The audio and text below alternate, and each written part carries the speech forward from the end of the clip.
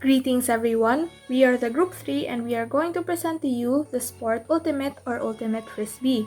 Before we start our presentation, let me first start off with the definition of Ultimate Frisbee. Ultimate Frisbee or Ultimate is an exciting non-contact team sport played by thousands all over the world in open, mixed, and women's teams. Ultimate is a fast-paced game requiring its players to have razor-sharp throwing skills and immense stamina and agility. It is played with a flying disc or also known as Frisbee. It is recognized by all of the UK sports councils and Australian Sports Commission to just name a few, and Ultimate is the only IOC or International Olympic Committee recognized sport to be self-officiating and promote spirit of the game. Spirit of the game means players know the game and rules inside out and understand the meaning of fair play. Ultimate is an intense sport, but it's also very newcomer friendly. History of Ultimate Frisbee. The history of Ultimate and other disc sports, such as guts and disc golf, goes back to the late 19th century or early 20th century with the invention of the Frisbee trademark. It only became a real sport, however, in 1970s, thanks to an American teenager named Joel Silver. The becoming of a real sport of Ultimate Frisbee all started in the year 1968 when Joel Silver, born and raised in South Orange, New Jersey, a son of a writer and public relations executive, first introduced his idea of Ultimate Frisbee to the student council of the school where he was attending to, the Columbia High School in Maplewood, New Jersey, USA, along with Bernard Buzzy Hellring and Johnny Hines. But before all of that, let's go back to the earlier years or centuries where the term Ultimate Frisbee has not been coined and officially recognized as a team sport. In the early 20th century, in the years prior to that of the year 1940, the company called the Frisbee Pie Company, founded by William Russell Frisbee in the year 1871 in Bridgeport, Connecticut, sold pies to the neighboring students of Yale University. They would throw the pie tins to each other for fun, as it can fly pretty well. This pastime was then called Frisbeeing and later Frisbeeing. In 1948, Walter Frederick Morrison, an American inventor and entrepreneur, researched on how to make a flat object fly straighter and further, and thus the first patent for a flying disc toy was born. The first name of the flying toy is Flying Saucer. He was 17 who sent the lid of a popcorn tin skimming through the air of California backyard for a reason. Probably because out of boredom and fun, but later on, when he was already an adult, did remake the lid in the process of inventing a simple yet elegant flying disc known today as the Frisbee. Later on, Pluto Platter, the first mass-produced disc toy, and is also the plastic disc that we now call a Frisbee, was sold in the year 1951 by the Wham-O to company. The Wham-O is a toy company based in Carson, California, known for marketing many popular toys for nearly 70 years, including the hula hoop, slip and slide, super ball, track ball, billy string, and of course, the Frisbee, just to name a few. It was founded by Richard Nur and Arthur Spud Mellin because they were unhappy with their jobs, that they decided to start their own business, the Wham-O Company. Moreover, the year 1954 saw the first recorded competition using a flying disc when Dartmouth University of USA students organize a tournament for the disc sport known as guts. And after that, the pie company, Frisbee Pie, closed down in 1957 and was later on bought by the Table Talk Pies, an American pie company founded in 1924 by Greek immigrants Theodore Tona and Angelo Kotsidas. The Yale students then nicknamed the infamous pie tin Frisbees, which caught on enough for WAMO to change the name of the toy to Frisbee. The invention of Ultimate, also known as Ultimate Frisbee, occurred within a year of the first mechanical patent on a flying disc by Ed Hedrick in 1966.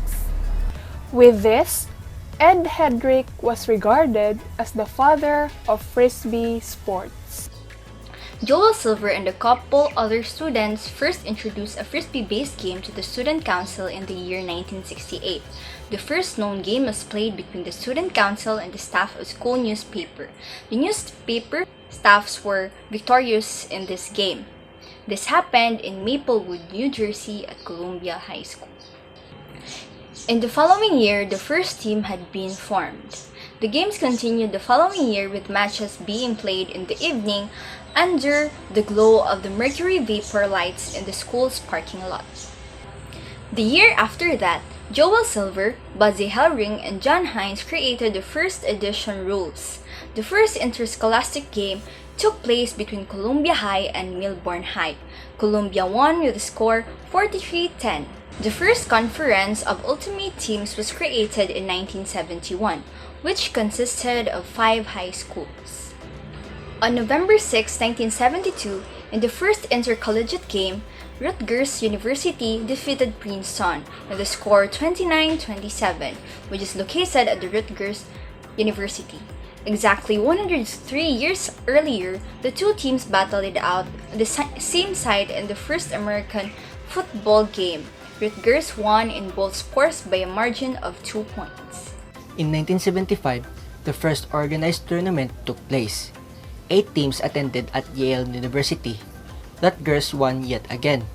That summer, Ultimate was introduced at the Second World Frisbee Championships at the Rose Bowl, aiding the development of Ultimate on the west coast of the USA. Disc sports began to spread to Europe and Asia at about the same time, as is evident by the formation of the Swedish Frisbee Federation or SFF in 1974, the Japanese Frisbee Disc Association in 1975, and the Australian FTA in 1976. Belgium and Austria each organized FDAs in 1977, with Finland's FDA and the Danish Frisbee Sport Union to follow in 1978. In 1979, Tom Kennedy was elected the first director of the first Ultimate Players Association or UPA, which is now called USA Ultimate. In 1983, the first World Ultimate Championship took place in Gothenburg, Sweden. Ultimate was shown as an exhibition sport during the World Games in Akita, Japan in the year 1989, and it became officially a medal sport in 2001. Currently, Ultimate is played by an estimated 100,000 plus players in over 30 countries. The Ultimate Players Association, or USA, reports an overall membership of 13,000 plus dues-playing players. Membership in the UPA and other national organizations is growing yearly at a startling rate. Ultimate Frisbee terminologies. There are a lot of terms that are used in Ultimate. Number 1, away. This is the side of the field opposite to where your team is sitting. Number 2, backhand. A common throw which is usually led by the back of your hand. Typically, this throw is released on the side opposite your dominant hand. Number 3, best perspective. The most complete view available by a player that includes the relative positions of the disc, the ground, players, and line markers involved in a play. On an unlined field, this may require sighting from one field marker to another. Number 4, bid. Taking a dive for the disc. Number 5. Break force. The thrower may try to break force by throwing the opposite direction from the marker. Number 6. Break side. This is the side of the field opposite to where the thrower is being forced to throw. Number 7. Break. 18 yards infield from the midline of the end zone. Number 8. Clear out. A player calls this to tell another player to get out of the way. Number 9. Completed pass. Any catch that results in the team in possession of the disc retaining possession. Any pass that is not complete is incomplete. Number 10. Cut. A direct sprint in one direction in order to catch the disc. Number 11. Defensive player. A player whose team is not in possession of the disc. Number 12. Disc. This is the proper term for a frisbee. A regular sized disc is 175 grams. 13. Disc in. A call a player makes when checking the disc in from a dead disc to a live or in play disc. 14. Dump. A pass backwards away from the scoring end zone. Number 15. Event organizer. The person or organization that is setting up a competition. Number 16. Fake. A quick movement to fake a throw or a quick cut in one direction before switching directions. Force. A marker will stand in a way to allow the thrower to throw to one area of the field. There are 3 types of force: force away, force home, force straight up. Number 19. Force side. This is the side of the field where the thrower is being forced to throw. 20. Forehand, also known as a flick. The forehand is a type of throw where the disc releases off the first 2 fingers as is led by the forehand. Foul. 21. Non-incidental contact between opposing players. In general, the player initiating the contact has committed the foul. Give and go. Give and go is a quick play between 2 players where they quickly pass the disc to one another while running up the field. Ground contact. Ground contact is when all player contact with the ground directly related to a specific event or maneuver. Example, jumping, diving, leaning, or falling. This also includes landing or recovering after being off balance. Items on the ground are considered part of the ground. Guarding. A defender is guarding an offensive player when they are within 3 meters of that offensive player and are reacting to that offensive player. Hammer. Hammer is a type of overhead throw where the disc is released upside down. Handler. Handler is a player who is assigned the role to move the disc up the field and has the ability to throw the disc exactly where they want it to go. Kind of like a quarterback in football, except that there are usually multiple handlers on the field at one time. Hold the line. Before the pull, the players line up in their defending end zone. When a team calls hold the line, they are asking the other team not to move out of their current lineup. Home. The side of the field where your team is sitting. Huck. A long throw down the field. Incidental contact. Incidental contact is a contact between opposing player that does not affect continued play. Knockdown. When the disc is knocked down by the person marking the thrower.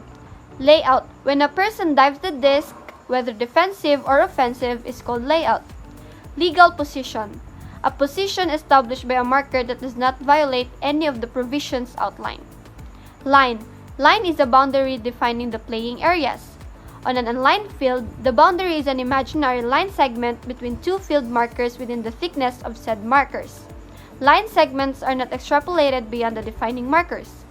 Line force. When the thrower is close to one of the sidelines and the marker forces towards the sideline. Man-on. Man-on is a type of defense where each of the defensive players choose one offensive player to mark for an entire point. Additionally, an offensive player may say man-on to another teammate in order to let them know that there is a defensive player close to them and they should get the disc as quickly as possible. Mark. The offensive player a defender is guarding.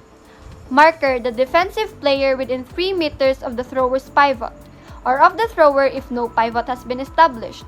If the disc is not in play, a defensive player within 3 meters of a spot on the field where the disc is to be put into play is considered the marker. Offensive player. A player whose team is in possession of the disc. Open. An offensive player who does not have someone marking them. Pick. An illegal move where a player uses another person on the field to block their defensive player. This is also known as a screen or a block in other sports. Pivot. The particular part of the body in continuous contact with a single spot on the field during a thrower's possession once the thrower has come to a stop or has attempted a throw or fake. When there is a definitive spot for putting the disc into play, the part of the body in contact with that spot is the pivot. Pivot foot. Pivot foot is the foot which remains in contact with the same spot on the ground the entire time a thrower has a disc. This should be the foot opposite to your throwing hand. Player. Any of the up to 14 persons participating in the game at any one time is called the player. Poach, when a defensive player leaves its mark to help defend another player. Possession of the disc. Sustained contact with and control of a non-spinning disc. First, catching a pass is equivalent to establishing possession of that pass. Second, loss of possession due to ground contact related to a catch negates the player's possession up to the point. Third, a disc in player's possession is considered part of that player.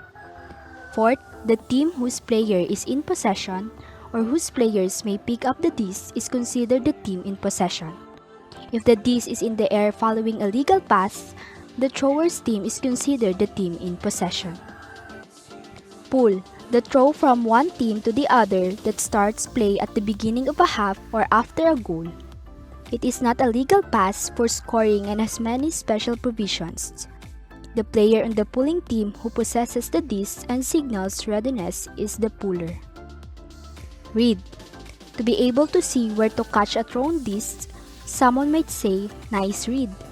Receiver. A player whose role is to make cuts for the disc, catch it and get back to the handler. There are typically more than one receiver on the field. Run through. A call to tell a player to continue running and clear out of the way quickly. It is a reminder to a person catching the disc to keep running towards the disc as there is a defender coming up to knock down the disc. Scoring attempt. A scoring attempt starts at the beginning of the game or when the previous goal is scored and ends when the next goal is scored. Sideline trap. When the thrower is close to a sideline, a player will mark the thrower with a line post while another player will stand 10 feet in front of the thrower to trap the thrower into having to throw either a dump or a risky throw through the two markers. Spirit, considered the most important aspect of the game. Since Ultimate is self-officiating, all players must play with the spirit of the game in mind. Respect, honesty, and having fun are part of the spirit of the game. Stall count. When a player marks a thrower, they are to count stalls on the thrower. To start a stall count, the marker must say stalling 1, 2, then count off numbers up to 10. The first utterance of the T on 10 is when the disc is down and there is a turnover. State of the disc. The nature of the play at a particular moment during the game. There are 3 states of the disc. First, a disc is in play when play may proceed without a defense acknowledgment. An inbounds disc on the playing fields is in play. The disc is subject to a turnover. Second, a disc is live when players are allowed to move and the disc is subject to a turnover, but the thrower cannot make a legal pass. Example, walking the disc to the spot where it is to be put into play. Number 3. A disc is dead when play has stopped and can continue only with a check. The disc is not subject to a turnover. Stoppage of the play. Any halting of play due to a call, discussion, or timeout that requires a check or self-check to start play. The term play stops means a stoppage of play occurs. Straight up. A type of force where the player stands in front of the thrower. Typically, this is only used at the end zone or to help prevent a long throw. Strip. When a player has possession of the disc and another player causes them to lose the disc. Swing. When the disc is moved laterally to the other side of the field. A person who is standing in the position for the disc to be swung to the other side of the field. Switch. When 2 defenders switch marks. Throw. A disc in flight following any throwing motion, including a fake, that results in the thrower losing contact with the disc. First, a pass is equivalent to a throw. Second, an intentionally dropped disc is considered a thrown disc. Third, the act of throwing is the motion that transfers momentum from the thrower to the disc in the direction of flights and results in a throw. Fourth, a throw is only considered complete when an offensive player gains possession that is not otherwise negated. Fifth, an offensive player in possession of or who has most recently possessed the disc is the thrower. Turnover. When the disc is defended, goes out of bounds, or is not caught, the offensive team becomes the defensive team and vice versa. Travel. When a thrower moves their foot anytime before they release the disc, a person catching the disc is allowed up to 3 steps in order to stop after catching the disc. Any further steps and the player should move back to make up for the extra steps. Up. A call by the person marking the thrower to allow the defensive team to know the disc has been thrown. Violation. Any infraction of the rules other than a foul. Zone. A type of defense or offense where the players cover a certain area of the field rather than a specific player. How to start the game in Ultimate Frisbee. A coin toss will start the game and the winner will have the choice of receiving the initial throw-off or selecting which goal they wish to defend initially. Play starts at the beginning of each half and after each goal with a pull. After a goal, the teams switch their direction of attack and the scoring team pulls. Each point begins with both teams lining up on the front of the respective end zone line. The defense throws the disc to the offense. Our regulation game has 7 players per team. For substitution, players not in the game may replace players in the game after a score, during an injury, and timeout. A game of Ultimate Frisbee lasts for 36 minutes, divided into 2 halves of 18 minutes. When the pulling team that is throwing first, is ready to begin play, the puller, the one throwing the disc, holds the disc above his or her head.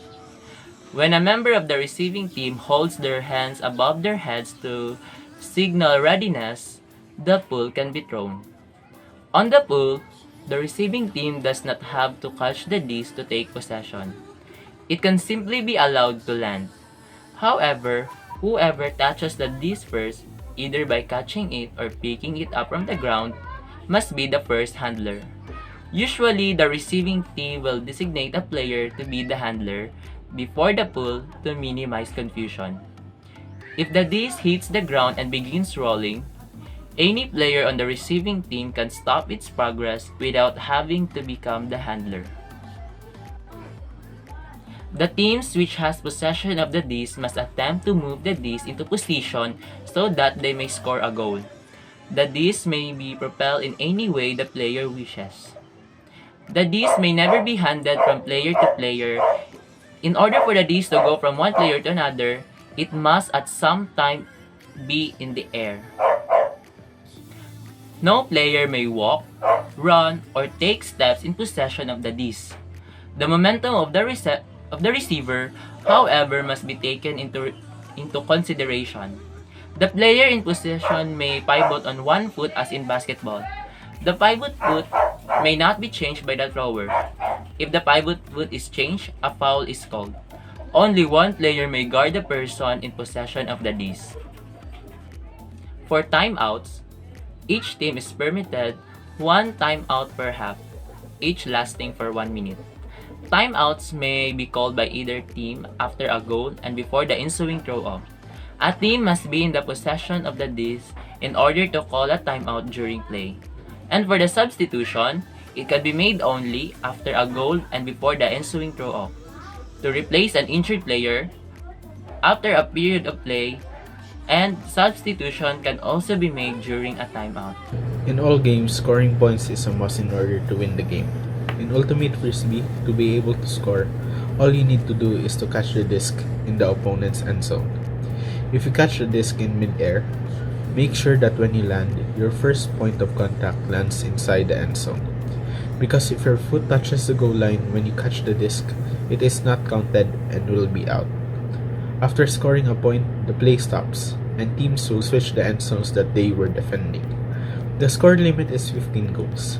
However, this rule can be changed depending on the level and intensity of play, or as agreed upon by both team captains. Ultimate Frisbee is self-refereed and players are responsible for calling their own fouls and infractions. Fouls include contact, which takes place directly before, during, or directly after either players makes a play on the disc. A throwing foul is called only by the player fouled. It is defined as any physical contact between offensive and defensive players sufficient to deter the flight of the Frisbee. Any physical contact during the throw is a foul against the defender. Intentional contact is absolutely not allowed. As well, players must do whatever they can to avoid contact. Contact occurring during the follow-through or after the disc has been released is not sufficient grounds for a foul, but should still be avoided whenever possible. When a foul is committed by a thrower or the marker, play stops and possession reverts back to the thrower after a check.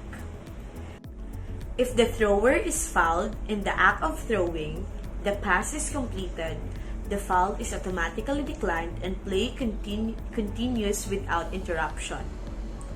If the marker is fouled in the act of throwing and the pass is not completed, play continues without interruption. Catching foul. A catching foul may be called when there is contact between opposing players in the process of attempting a catch, interception, or knockdown. A certain amount of incidental contact during or immediately after the catching attempt is often unavoidable and is not a foul. On the other hand, if a player contacts an opponent before the disc arrives and thereby interferes with that opponent's attempt to make a play on the disc, that player has committed a foul. And if a player's attempt to make a play on the disc causes significant impact with a legitimately positioned stationary opponent before or after the disc arrives, that player has committed a foul. Players must play the disc, not the opponent. That is, they may not position themselves in the field for the purpose of blocking other players. To do so is a foul. In playing the disc, players must respect the established positions of others. Low momentum contact during and after catching attempts is often unavoidable and is not a foul, while violent impact with legitimately positioned opponents constitutes harmful endangerment and is a foul. This must be strictly avoided. Ejection of offending player or players may also result. When there's a foul, make sure to make or echo the call. If you are calling the foul, yell foul. If someone else is calling the foul, echo the call to make sure everyone else on the field knows so that the play can stop. Play does not stop until the thrower acknowledges the call or the outcome of the next throw after the call is decided. Also, be objective. Consider what happened and objectively decide if you agree or disagree. There are many different fouls that can occur. The outcome of a foul changes upon whether or not the foul is contested. Contest basically means that the accused agrees with the foul or not. If they agree that they fouled, the foul call gives the fouled player an advantage by giving them essentially a redo, by restarting the stall count and giving possession of the Frisbee. Fouls can get tricky at times, but remember, Ultimate Frisbee is a sport where everyone can be a referee. If a true fouls really happen, that multiple people agree on the call should benefit the fouled player. If a call was made and the majority disagrees, then the call will be neutral and benefit either player. Violation. A violation occurs when a player violates the rule in a manner which does not result in physical contact. A violation may be called by any player who recognizes that a violation has occurred. That player must call must immediately call violation or the name of the specific violation loudly. Traveling. The thrower must skip all or part of the pivot foot in contact with a single spot on the field. If the thrower loses contact with that spot, the thrower has traveled. If the receiver obviously takes more steps than are required to stop after catching a pass, that player has traveled. And if a receiver after receiving a pass on the run releases a pass after the third ground contact and before coming to a complete stop, that receiver has traveled. Strip. No defensive player may touch the disc while it is in the hands of the thrower. If a defensive player does so, causing the thrower to drop the disc, the thrower calls strip. The thrower then picks up the disc and play continues from the point where the thrower gained possession. If a count was in progress as the disc was stripped, the count is temporarily halted until the thrower regains possession. Double team. Only one marker is permitted to guard the thrower. No other defensive player may establish a position within 3 meters of the pivot foot of the thrower, unless he or she is guarding another offensive player on that area. If the thrower recognizes a double team situation, he or she calls double teaming as a warning. If the defensive team continues to double team, the thrower calls double teaming again and it is a violation. Lastly, stalling violation.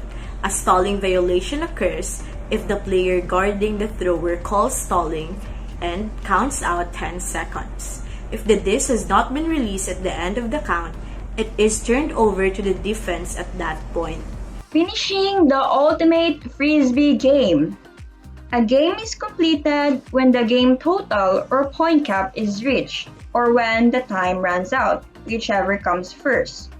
Some games can be just timed or just have a point cap. It depends on the league rules or the captain's agreement. When it comes to time limits, there is a soft cap and a hard cap. To make this easy, let's talk about a game that has both a time limit and a point cap. A soft cap consists of 60 minutes, a hard cap 70 minutes. The game total is composed of 15 points and a point cap 17 points. To win by point cap. In Ultimate Frisbee, you must reach the game total and be 2 points ahead of your opponent to win. So if you score 15 points and the other team has 13 points or less, you win.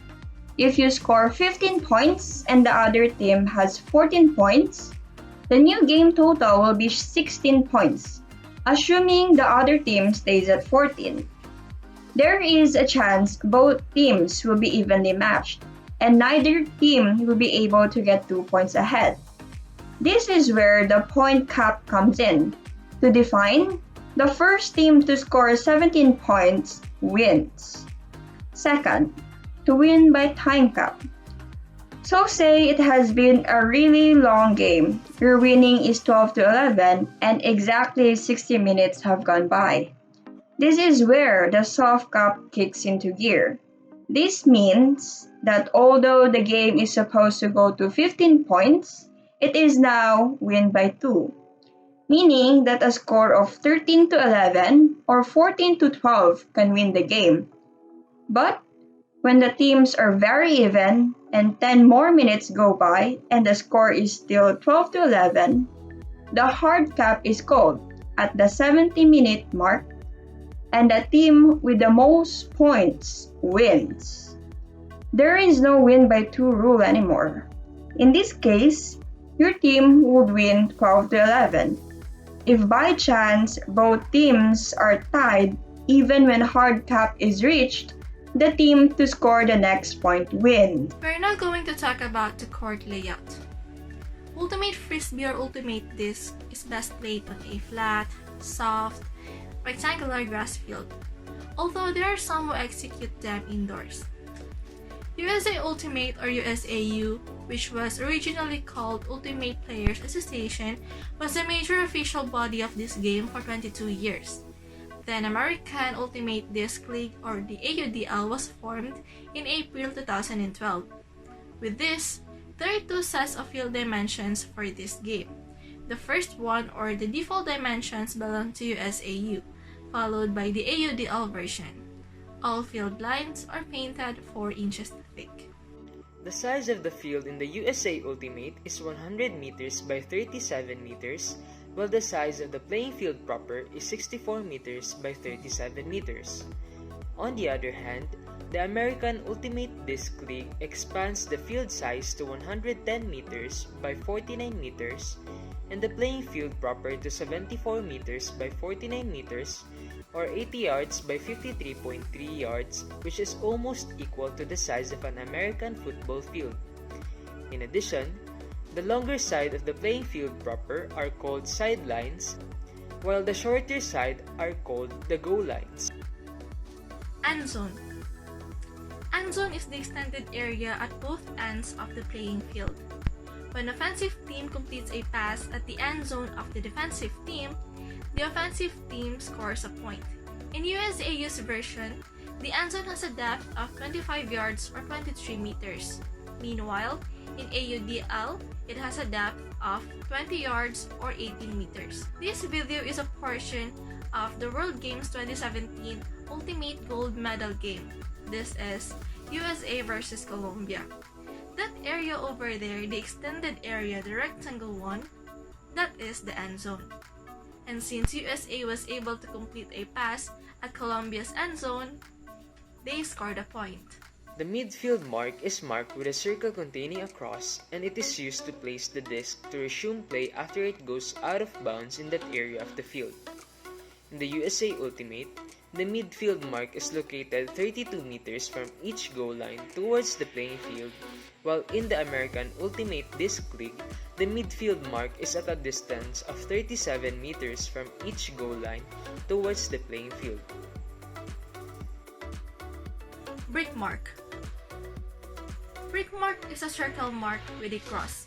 It is a starting point for the disc after an out-of-bound call or stop play in that area of field. The measurement of brick mark remains the same for both USAU and AUDL, which is 20 yards or 18 meters from the center of each goal line towards the playing field. In this video, Colombia threw the disc out of the playing field, and so the game resumed in a sense that one of the players from USAU was holding the disc while standing in that mark, and that mark is the brick mark. The reverse or end zone brick mark is located at the center of each end zone away from the playing field. The reverse or end zone brick mark is 11.5 meters from the center of each goal line in the USA Ultimate, while 9 meters from the center of each goal line in American Ultimate Disc League. Pylon markers. Pylon markers are brightly colored plastic cones which are used to mark the corners of the playing field proper and the end zones.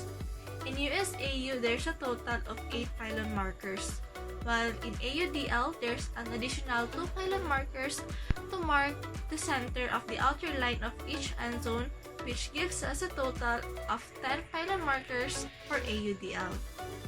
In the USA Ultimate, restraining lines are meant to restrict coaches and spectators from entering the playing area so that players can participate in the game freely and safely.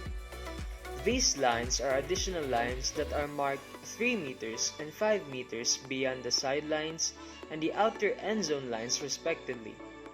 In contrast, the restraining lines in the American Ultimate Disc League are the lines that is drawn all around the entire field area with a distance of 5 meters.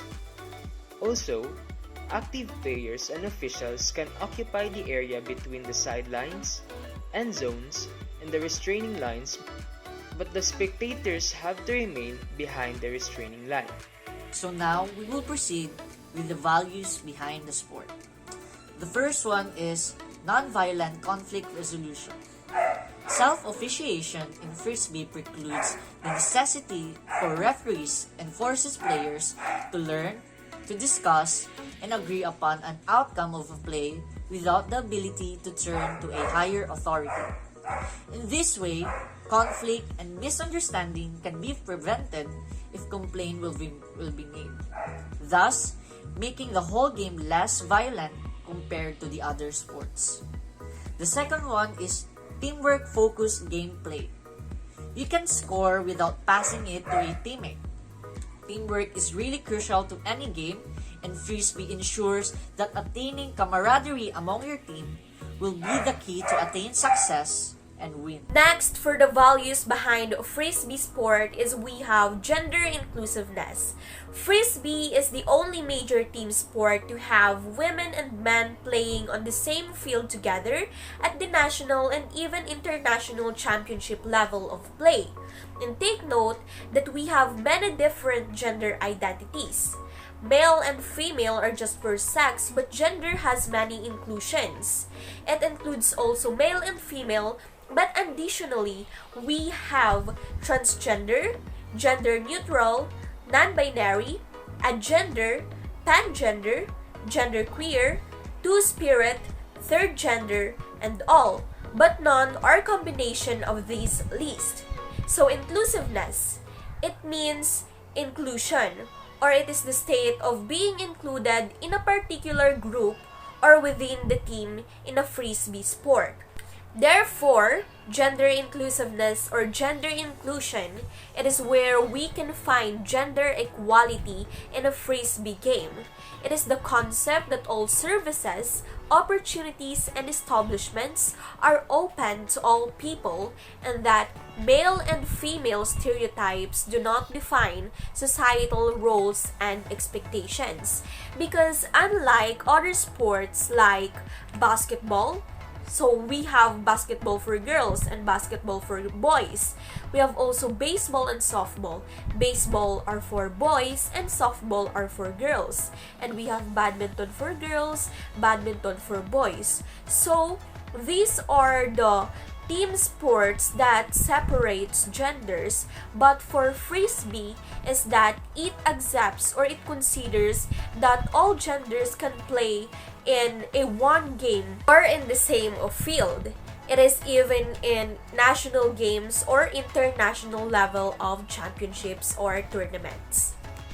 We have also embracing community, which is since we can all play in the same field together in a Frisbee game, the idea is that it supports and interact positively within the members of the group, that each of the member can care and take or educate themselves within the strategies and techniques of the games. If that is the value in this game, no one will be left behind, because all opinions and suggestions are being respected and heard by each members of the group. And that is to embrace community itself. Because as what Wikipedia define as community, they are a group of people that have commonality, and with these, they need to acquire unity and understanding for the betterment of the game itself, the Frisbee, and the group itself. All in all, these values, including gender inclusiveness and embracing community, shows that Frisbee sport or game is a very friendly one, as it gives us the idea to express ourselves within other genders, improve our physical health, and also increases our knowledge and socialization through embracing our community. Number 5. Pursuit of athletic excellence. In the face of adversity, on and off the field, a genuine respect for opponents brings a sense of integrity and honor to the field that is often merely idolatry. Number 6. Genuine respect for fun. It is hard to find a yelling or demeaning coach or player in the sport. Rather, a celebration of self-improvement and fundamental improvement rarely brushes far past a positive version of tough love.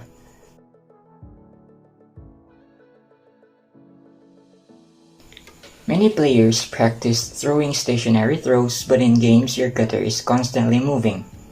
Therefore, developing touch on your throws to lead your teammates out into space is vital, and practice throwing with a mark whenever possible.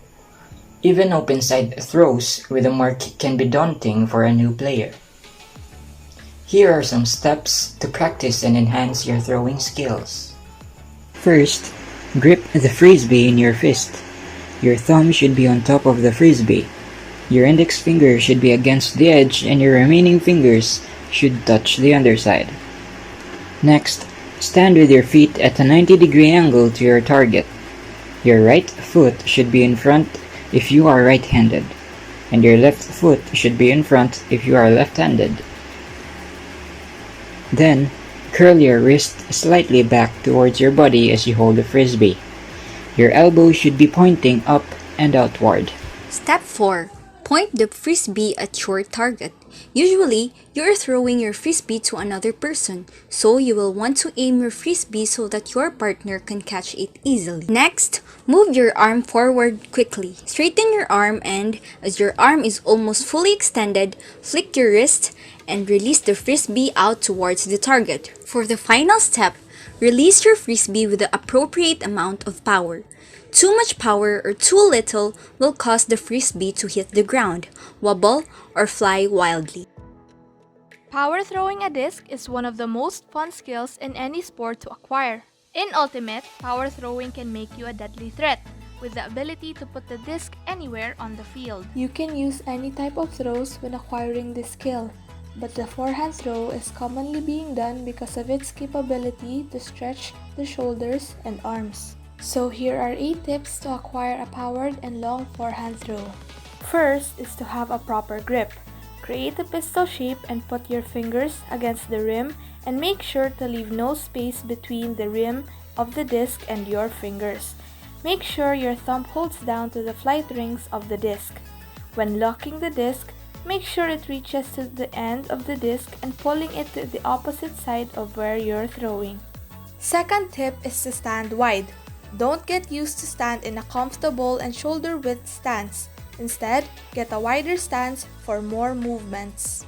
So now that we have our wide stance, it is easier to move and rotate.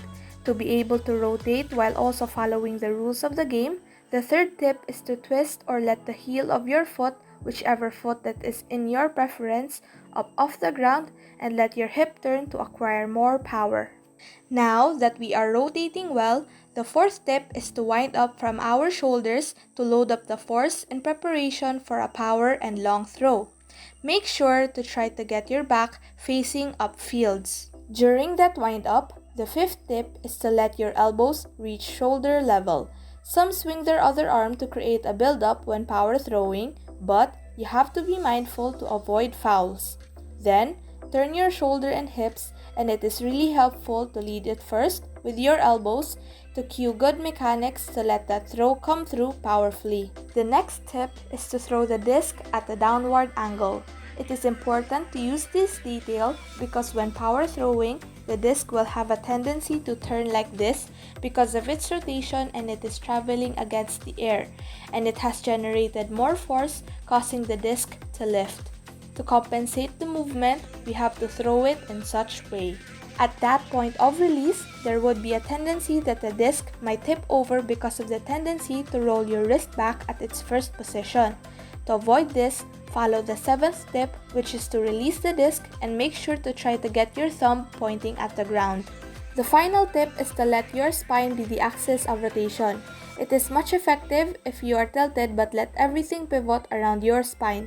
It is much stationary in space to allow limited movements and letting the spine be the axis of rotation to generate more speed. While developing power throwing, it is critical to practice with a mark to obtain good offense and enhance break throwing. With all of these tips put into right action, you are able to throw powerfully using the forehand type of throw. The flight of a disc is special, and there are more awesome skills such as power throwing that revolves around this sport. From a throwing stance of a forehand throw, you can do a break throw when you throw the disc opposite to where the marker forces you to throw. This is useful because a break throw can lead the disc to the break side of the field. Now, doing a wide stance, you have to shift your weight to your pivot foot and quickly throw the disc from your backhand side.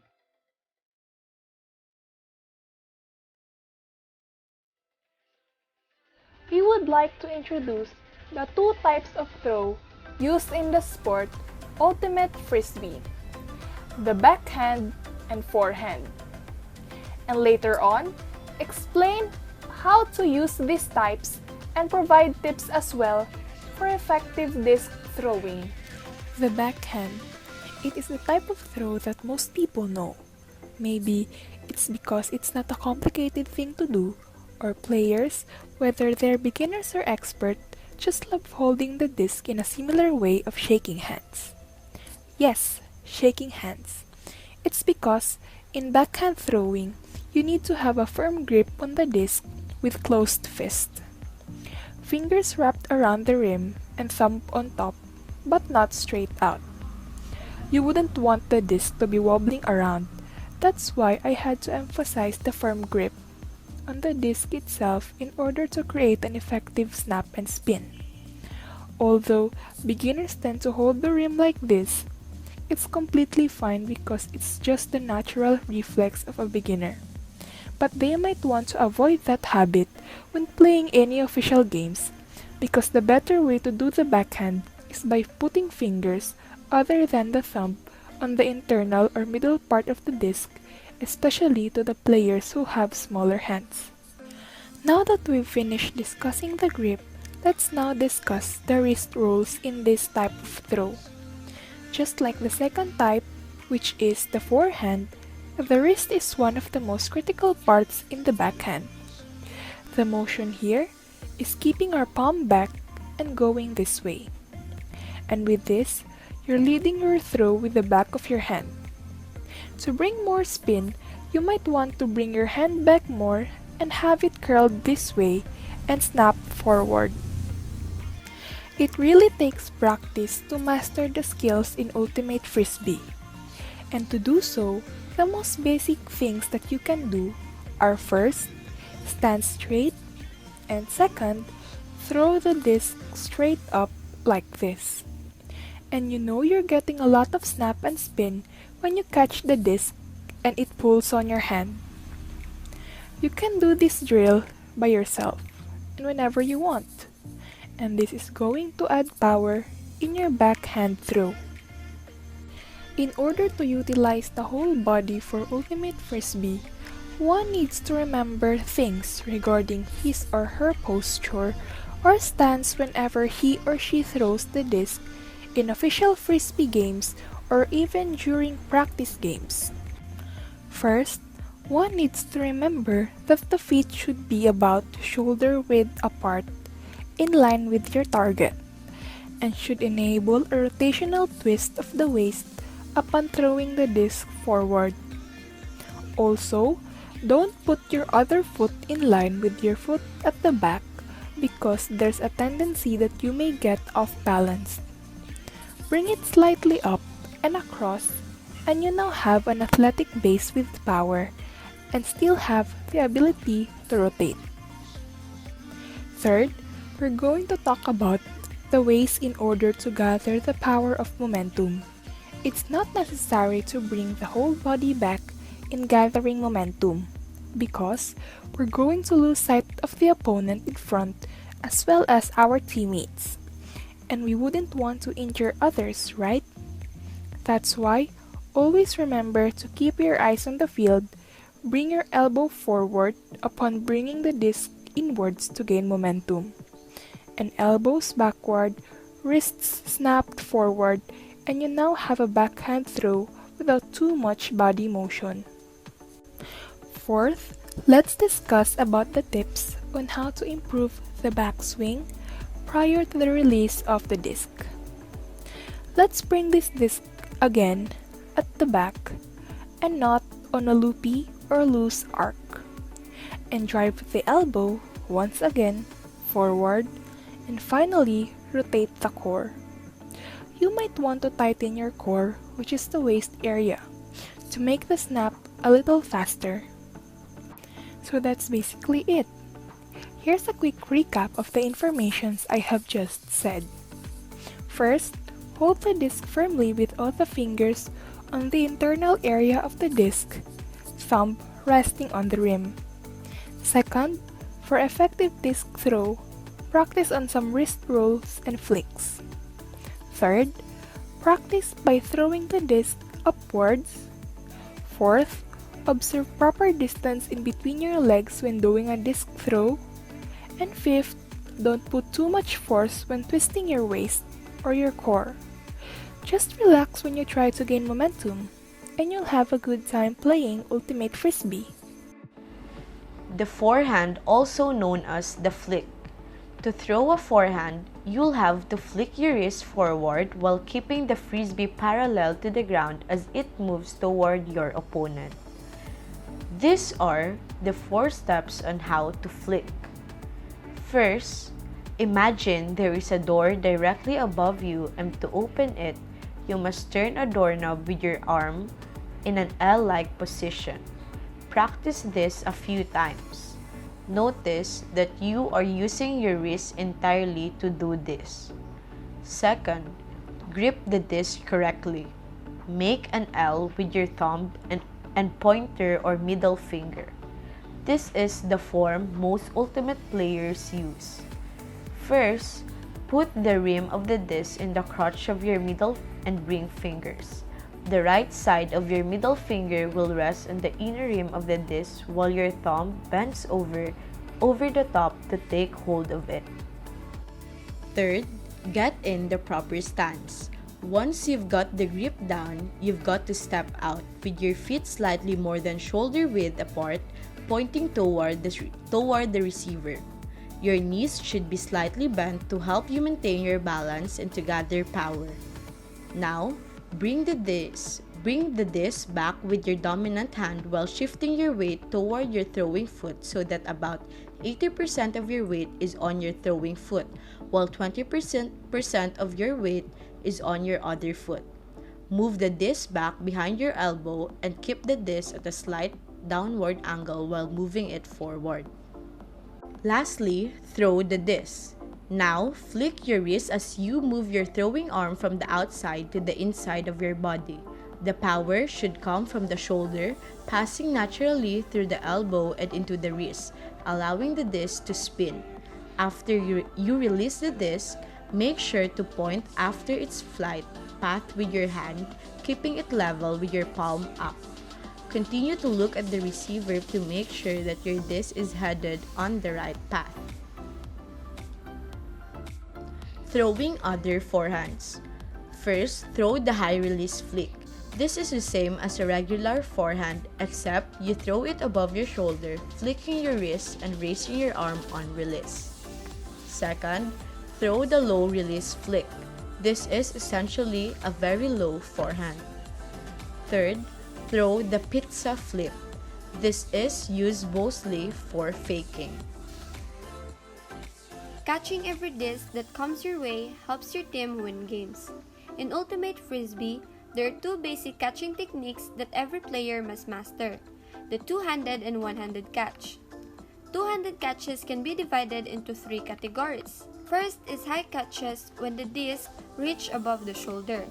Next is mid catches when the disc is between the waist and the shoulder. And lastly, low catches if the disc is below the waist. Two-handed rim catch, thumbs under.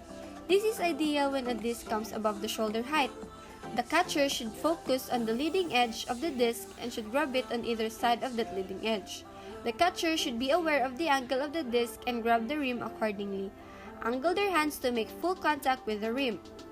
Thumbs should be pointing towards each other and the index fingers forming the sides of a pyramid. Two-handed rim catch, thumbs on top. This is ideal when a disc comes below the waist.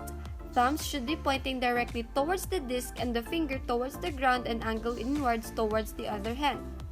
Catchers must be aware of the direction of spin and compensate. Spin can cause the disc to pull itself from the grasp of the catcher. It is preferred choice for scooping up discs which are close to the ground. For the two-handed catching technique, the most basic one is the pancake catch. It is a style least prone to error, and players, especially inexperienced players, should be encouraged to catch like this whenever possible. This is good for straightforward throws because all you have to do is to catch the disc safely with your palms facing each other like a pancake. When attempting this, keep your hands in front of and close to your body with both hands at right angles to gather the disc. Pancake catch is the safest way to catch. It is the preferred catch for windy conditions. Catchers must focus on the center of the disc. Receivers should aim to get their stomach behind the disc. This may mean jumping, stooping, sliding on knees, or even falling over, and catch the disc between the flats of their palms. Next, for the two-handed catching technique is the crocodile catch. This catch uses the exact same technique as the pancake catch, but with the arms far out in front of the body. Get your arms and body in line with the direction of travel of the disc and keep your arms slightly parallel. The crocodile catch is useful for capturing fast-moving discs. And for the one-handed catching techniques, these are useful for throws around the ankles, well above the head or far to either side that require you to stretch more. For the one-handed rim catching techniques, we have two types of it. First is the one-handed rim catch with thumbs under, and next is the one-handed rim catch with thumbs on top. For one-handed rim catch with thumbs on top, reach your right hand or left hand out to the right or left, with the pad of your thumb pointing directly downwards, and then close your fingers to your thumb. With your thumb facing directly down, your fingers are pointing significantly forwards. And for the one-handed rim catch with thumbs under, the only way to generate stopping power on the top of the disc is with the flat and grippy pad of the digit making maximum contact, so the fingers must point down. But now for a high right-handed catch of a disc to your right, your thumb is pointing away from where the disc is coming, and now it's your thumb that is under the disc where the rim is. One-handed rim catch is the form most prone to error. Ideally, it should not only be undertaken when using two hands is unfeasible. Catchers must be especially aware of the effects that spin can have, and remember that the dangers are much greater than when using two hands. Here's a tip. When the disc is above the elbow, catch it with your hand thumb down. Otherwise, execute it thumb up. Reading the field is a skill that enables an individual to process the surroundings and notice both the obvious and the subtle changes that are happening or might happen. The information derived from this skill may boost the chances of the ultimate Frisbee player, allowing him or her to override his or her opponent's actions and gain the upper hand. The following are the tips to apply when reading the field. First, take note of where the fielders are as well as the gaps where you can score. Second, mind which side has less fielders.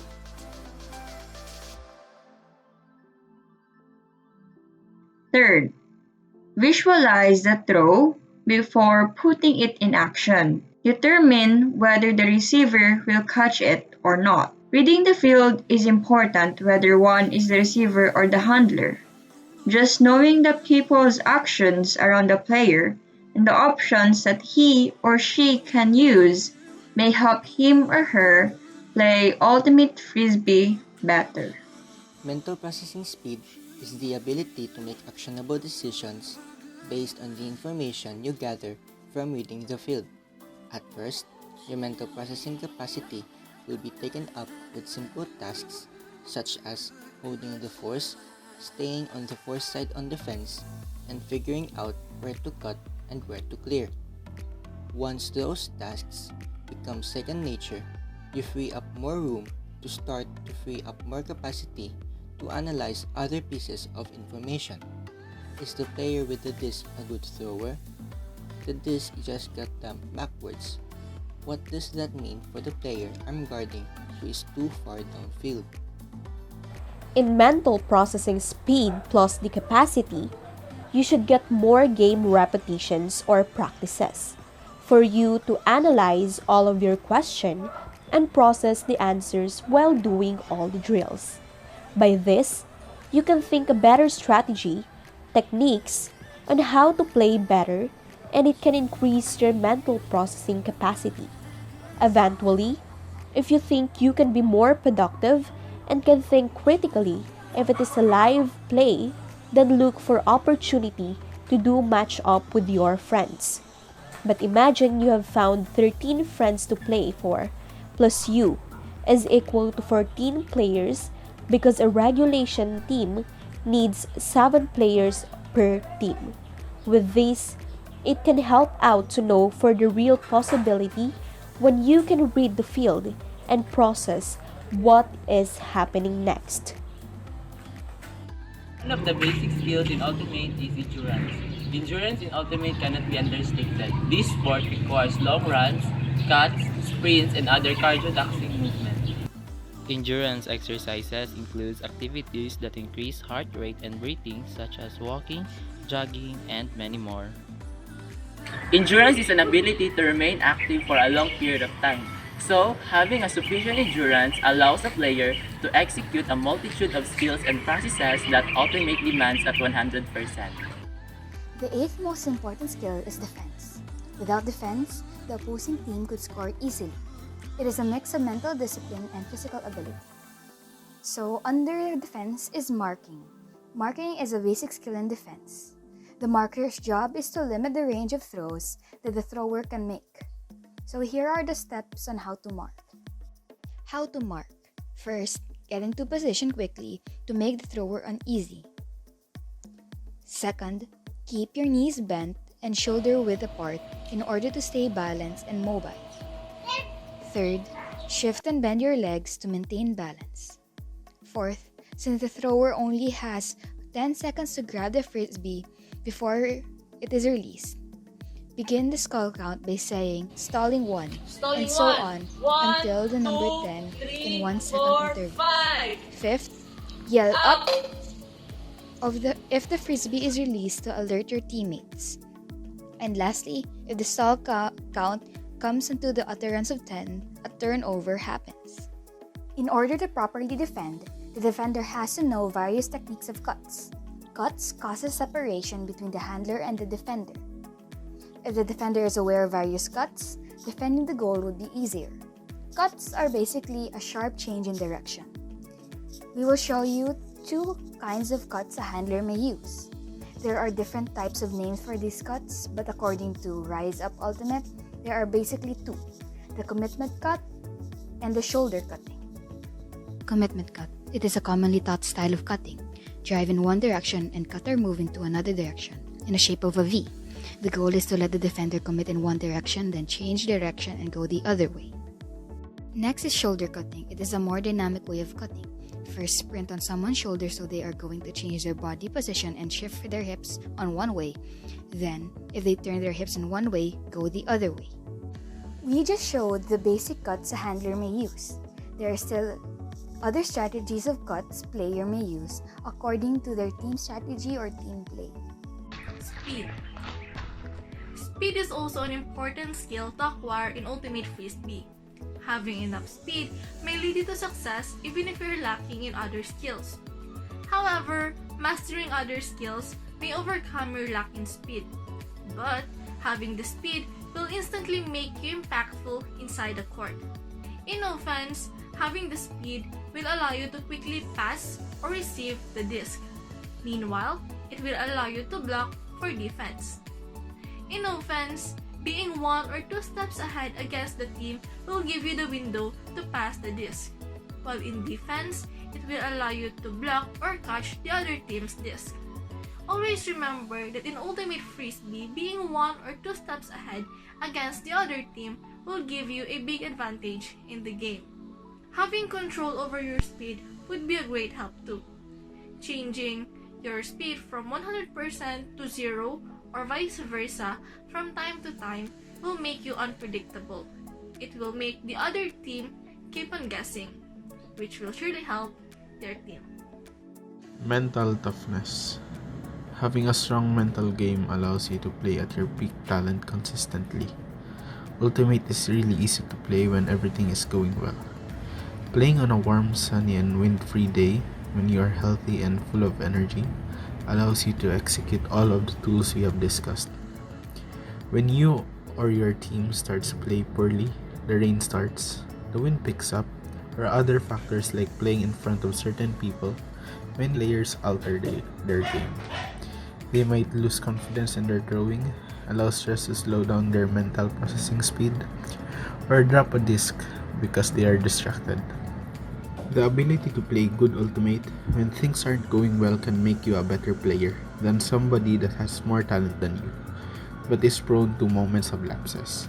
Consistently playing your A game, even when conditions, self and team mistakes, and other external factors trip you up, is a skill that everyone needs but few have.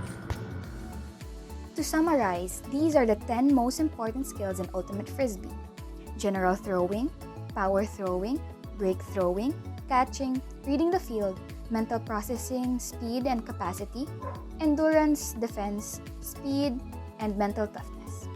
With these 10 skills, one can improve themselves physically and mentally and can make the game more fun and competitive.